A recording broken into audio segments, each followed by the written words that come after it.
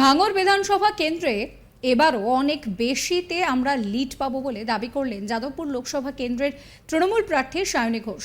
তিনি আরও বলেন যে ডায়মন্ড হারবারের মতো যাদবপুরও মডেল হবে। প্রসঙ্গত, ভাঙড় বিধানসভা কেন্দ্রটি পড়ছে যাদবপুর লোকসভার মধ্যেই। রবিবার 5ই মে বারুইপুর পশ্চিম বিধানসভার কেন্দ্রের মল্লিকপুর এলাকায় নির্বাচনী প্রচারে বেরিয়ে এই কথা জানান সায়নী।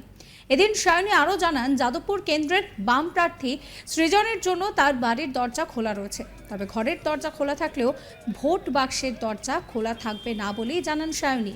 রবিবার 5ই মে বিধানসভার অধ্যক্ষ তথা বারুইপুর পশ্চিম বিধানসভা কেন্দ্রের বিধায়ক বিমান বন্দ্যোপাধ্যায়ের সঙ্গে এদিন মল্লিকপুর এলাকায় নির্বাচনী প্রচার সারেন সায়নী ঘোষ। সন্দেশখালী কাণ্ডের ফান্ডিং এবং প্ল্যানিং করেছেন বিরোধী দলনেতা শুভেন্দু অধিকারী। প্রচারে বেরিয়ে সরাসরি এই অভিযোগ করলেন যাদবপুর লোকসভা কেন্দ্রের তৃণমূল প্রার্থী সায়নী ঘোষ। এদিন তিনি বলছেন যে সন্দেশখালীর ভিডিও প্রকাশ্যে আসায় বিজেপির রূপ পরিষ্কার হয়েছে। সন্দেশখালীতে যা হয়েছে তা অনেক বেশি বড় করে দেখানো হয়েছে বলেও অভিযোগ করেছেন তিনি। রাজ্যের বিরোধী দলনেতা শুভেন্দু অধিকারী এই কাণ্ডে ফান্ডিং এবং প্ল্যানিং করেছে বলেও সরাসরি অভিযোগ সায়নীর। তার বক্তব্য, রাজনৈতিক লড়াই রাজনৈতিকভাবেই করা উচিত। সায়নীর অভিযোগ, বিজেপি বাংলাকে কলুষিত করেছে। কি বলছেন সায়নী, শোনাবো আপনাদের। ডায়মন্ড হারবার অভিষেক ব্যানার্জি একটি মডেলের মধ্যে রূপান্তরিত করেছে। আজকে আমরা যাদবপুর লোকসভা কেন্দ্রতে আমাদের যতগুলো বিধানসভা রয়েছে সেখানে ভাঙড় বাদে যদি আমি মনে করি যে ভাঙড় থেকে আমরা এবার অভূতপূর্ব লিড পাবো। প্রত্যেকটি বিধানসভাতে আপনারা দেখবেন আমাদের খুবই স্টলওয়ার্ড লিডাররা রয়েছেন। আজকে আমার সঙ্গে বিমানদা অধ্যক্ষ মহাশয় রয়েছেন। তারা প্রত্যেকেই নিজেদের এলাকাগুলো অত্যন্ত সুদক্ষভাবে পরিচালনা করেন। ফলত আমার মনে হয় যে আমি যদি তাদের সঙ্গে কাজের জায়গা থেকে যুক্ত পারি তাহলে আগামী দিনে যাদবপুর লোকসভা কেন্দ্র একটি মডেল কনস্টিটুয়েন্সি হবে।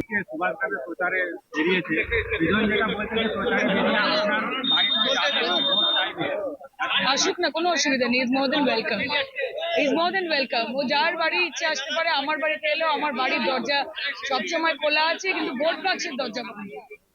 আমরা তো আগে থেকেই বলেছি, মুখ্যমন্ত্রী নিজে বলেছেন যে এটা একটা বিশাল ষড়যন্ত্র।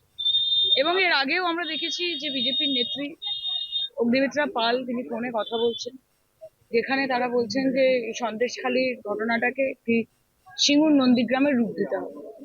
সেটা একটা ধরন ছিল।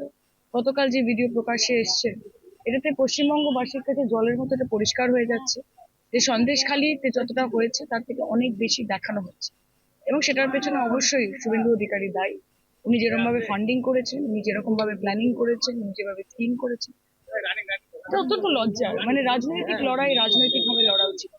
যেই ছবি পশ্চিমবঙ্গে বিজেপি বাইরে তুলে ধরছে, এটা পশ্চিমবঙ্গবাসীর কাছেও লজ্জা এবং সমগ্র ভারতবাসীর কাছে আমাদের যে প্রতিচ্ছবি উঠে আসছে, যে ইমেজ উঠে আসছে, এটা অত্যন্ত দুঃখজনক।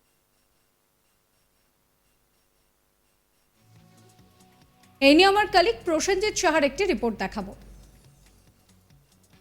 রবিবার সকালে ভোটের প্রচারে বেরিয়ে যাদবপুর লোকসভা কেন্দ্রের সিপিএম প্রার্থী সৃজন ভট্টাচার্য পৌঁছতে গিয়েছিলেন রাজপুর সোনারপুর পুরসভার চেয়ারম্যান পল্লব দাসের বাড়িতে এবং সেখানে গিয়ে তিনি বলেছিলেন যে আমি প্রয়োজনে সায়নী ঘোষের বাড়িতেও প্রচারে যেতে পারি।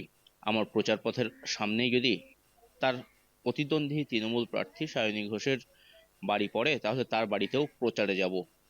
আর এই কথার পরিপ্রেক্ষিতে সায়নী ঘোষ রবিবার বিকেলে বারুইপুরের মল্লিকপুর এলাকায় ভোটের প্রচারে এসে তিনি বলেন, সৃজনের জন্য আমার বাড়ির দরজা খোলা রয়েছে, তবে ওর জন্য আমার বাড়ির ভোটের বাক্স খুলবে না। সৃজন ভট্টাচার্যকে নিজের বাড়িতে আসার আমন্ত্রণ জানালেও সৃজন ভট্টাচার্যকে তার পরিবারের কেউই যে ভোট দেবেন না সেই বিষয়টি কার্যত পরিষ্কার করে দিয়েছেন যাদবপুর লোকসভা কেন্দ্রের তৃণমূল প্রার্থী সায়নী ঘোষ। রবিবার বিকেলে বারুইপুর পশ্চিম বিধানসভা কেন্দ্রের অন্তর্গত মল্লিকপুর এলাকায় ভোটের প্রচারে আসেন সায়নী। বারুইপুর পশ্চিম বিধানসভা কেন্দ্রের বিধায়ক বিমান বন্দ্যোপাধ্যায়কে সাথে নিয়ে তিনি ভোটের প্রচার করেন। এদিন সংবাদ মাধ্যমের মুখোমুখি হয়ে সন্দেশখালী কাণ্ডে মুখ খোলেন সায়নী। সন্দেশখালী কাণ্ডের প্ল্যানিং এবং ফান্ডিং দুটোই করেছেন রাজ্যের বিরোধী দলনেতা শুভেন্দু অধিকারী এবং সেই বিষয়টি ধীরে ধীরে প্রকাশ হচ্ছে, এই বক্তব্য দেন সায়নী। বিজেপি বাংলাকে কলুষিত করছে বলেও তিনি অভিযোগ তোলেন।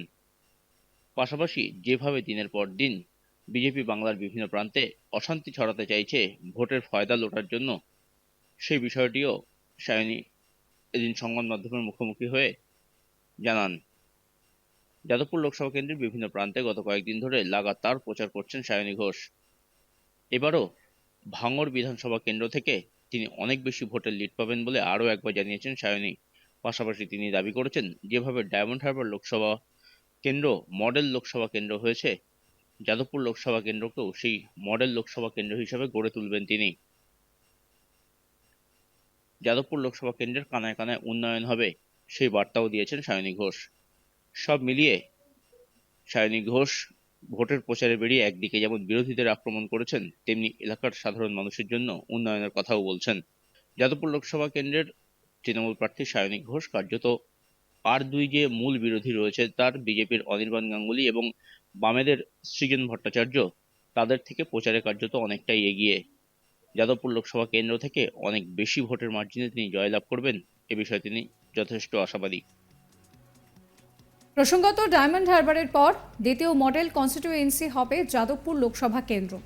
শনিবার 4 মে রাতে ভাঙড়ে একটি নির্বাচনী সভা থেকে এই মন্তব্যই করেছিলেন সায়নী।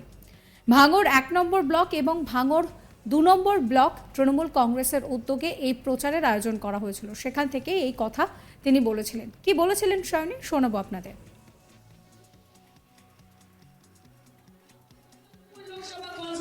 ভাঙড় বিধানসভা তথা যাদবপুর লোকসভাকে ভরিয়ে দেওয়ার দায়িত্ব মমতা বন্দ্যোপাধ্যায়, অভিষেক বন্দ্যোপাধ্যায়, সায়নী ঘোষ, শওকত মোল্লা, ভাঙড় তৃণমূল কংগ্রেস নিজের কাঁধে নিয়েছে।